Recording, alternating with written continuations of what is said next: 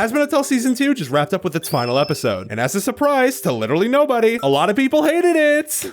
Yay! People always have something to complain about when it comes to Hazbin. But as a YouTuber known for talking about this show, I never really understood why people cared so much. Just let me watch my funny haha show and shut the hell up. But after watching all of Season 2 myself and noticing the ways the writers choose to tell its complex story, my perspective started to change a bit. So to anyone else who never understood the constant drama this show and its writing has, here you go. Here are the 3 core reasons people hate Hazbin Hotel. We might as well start with the obvious one. Goddamn digital circus. My name is Kane. I am your bitch. A unique trait in Hazbin Hotel's writing is that it uses more profanities than the average show targeted for adults. I'm gonna be honest, myself, Cinnamunch, I don't really care about this. But so you better understand the criticism, I'm gonna explain why people do hate it in one sentence. Constantly using words that often have power behind them reduces their impact and makes them seem distracting. This whole written by VivziePop meme stems from a syntax issue that causes dialogue to flow badly. And I don't know why, but that's kind of funny to me. But let's be real, this isn't the main reason people hate the show's writing. It's just the easiest one to joke about. I think we could all agree it's way harder to joke about more serious topics, which is why reason number 2 is some people felt like one crime is irredeemable. Some people felt like, no, it's not that, you know. Hazbin Hotel's writing seems to flip back and forth on if things should be taken seriously or as a joke. In most shows, this wouldn't really be a major issue people talk about, but when one of your main character's core conflicts involves a serious real-world issue like sexual harassment and assault, I think it's reasonable to say it needs to be written in a well-researched and carefully crafted way,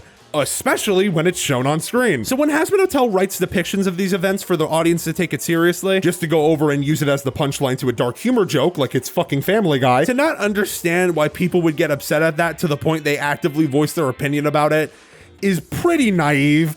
Senna, they're villains in hell. What do you expect them to be, good people? It's realistic for them to have dark humor, you snowflake. Stop being such a bitch. Poet Marie Brennan has an article about writing serious topics, and I think it does a good job explaining the main counter people would have to this argument. The realism argument only holds water if you apply it fairly. Otherwise, it looks a lot like you're engaging in voyeuristic enjoyment and using realism as your fig leaf. Fig leaf is kind of like another word for excuse. I'm not saying don't make characters do bad things. I'm not saying don't joke about serious topics. That is censorship. The point I'm making is if you have bad characters do bad things, wanting the audience to take it seriously, your depiction of those bad things should stay consistent. The writing sending mixed signals the way it does is at best confusing and at worst actively harmful. And I think it's fair to say most people would want to avoid confusion when it comes to topics like this. This general feeling of confusion doesn't only affect this show's tone, but everything, really. The entire plot, pretty much. And that's why the third and arguably most impactful reason people hate Hazbin Hotel is... we as the writers, we all know what's going on. We know these characters in the story really well, and so it's easy for us to just assume something is obvious. Most of the story progression in Hazbin Hotel, or any story really, comes from the results of characters' actions. Take Baxter in episode 7, for example. He's introduced to us at the start of the season saying he works for Vox. Then he basically disappears into the background for 5 episodes until episode 7, when the writers needed him to change sides to help take down Vox and advance the plot. This character shift is very important, not only to this character's arc, but for the ending of the whole season. So the writers have to explain it very clearly, or else it's gonna come off as forced or out of character. The writers clearly knew this, so they had Vaggie ask Baxter why he's helping them. And his response, well, you made sure my blankets were always folded at my requested 45-degree angle to make it more tuckable to my liking. So I assume that made us best friends. Isn't it obvious? I understand this is a joke. Trust me, I love jokes. I'm hilarious, but choosing to explain this key turning point for this character with a quick joke over setting it up over the season can make the entire moment feel distracting, strange, and confusing. By the way, before you comment, the background gags with him and Nifty are not a clear enough setup for a major character change like this one. Him basically saying that he's gonna risk his entire life because of blankets needs to be set up very clearly for it to make sense, and in this case, I don't think it does. These confusing character choices happen often in Hazbin Hotel Season 2. For example, why doesn't Rosie fix Alistair's staff? Why does Lucifer just walk onto a giant X on the ground?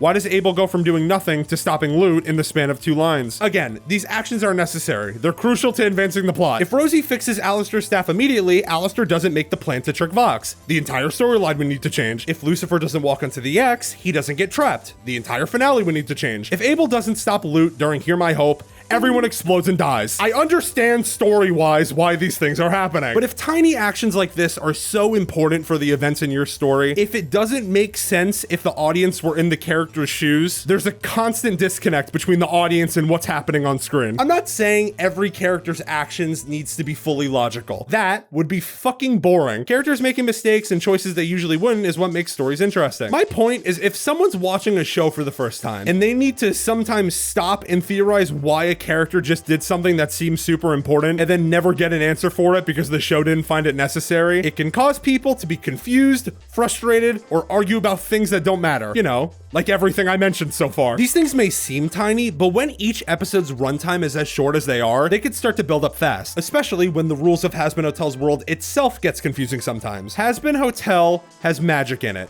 I don't think anyone could argue with me about that. Characters fly, they survive brutal fights, there are supernatural deals. That shit is magic. And when you write about things that literally don't exist, it can get really tricky. Best-selling author Brandon Sanderson is known for coining fantasy writing's 3 laws of magic. 1. An author's ability to solve conflict with magic is directly proportional to how well the reader understands said magic. 2. Limitations of magic should be greater than powers of magic. And 3. Expand what magic you already have before you add something new. Hazbin Hotel does that second one really well, and it drives most of the conflict. I like that Alistair has limitations put on him through the deals. I like that Lucifer can't harm sinners. I like that angels could be killed with angelic steel. This is all interesting. If these limitations didn't exist, everyone could solve their problems in any way at any time. Snooze. Boring. But what Hazbin Hotel's writing tends to struggle at is the first and the last one. An author's ability to solve conflict with magic is directly proportional, blah, blah, blah, blah, blah. Basically, if I don't get why magic is solving a problem, something's probably wrong. The clearest example of this? The finale. Defeating the main antagonist in your show by using magical beams the viewer doesn't understand is a very weird choice. Ignoring the cliche, I'd like to think it's understandable why this scene would be so infuriating to people who are trying to take the show seriously. Expand what magic you already have before you add something new. Hi, dear viewer. Thank you for watching so far. I have a question for you. Why can't Sarah just bring Sir Pentious down to hell? I understand they say he can, but referring back to the rule, a character going, no, we can't do the obvious thing, and they're not saying why or showing what happens if they try, can make people think either 1, the character's lying, which in this context makes no sense, or 2, the writers didn't think having a reason was necessary because it kind of just needs to be true. Why does Charlie saying Vox is the most powerful sinner in hell give him powers? Why does this happening break Alistair's deal with Rosie? Ending season-long plot points using magical rules you didn't expand on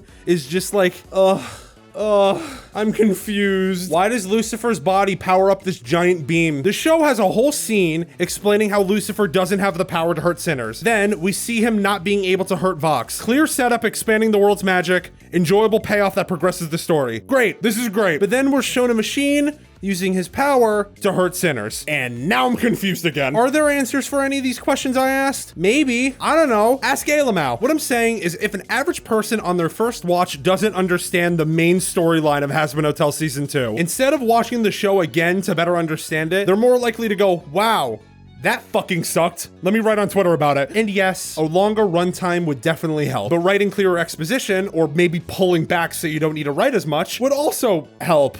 At least I think, I don't know. I'm here to tell you right now, we don't care. Let me tell you. We don't care. If you've gotten this far into the video, you might think I'm trying to make you hate this show or something. You could be thinking, oh, why do you care? I just want to enjoy my funny show, cool fight scenes, and banger music.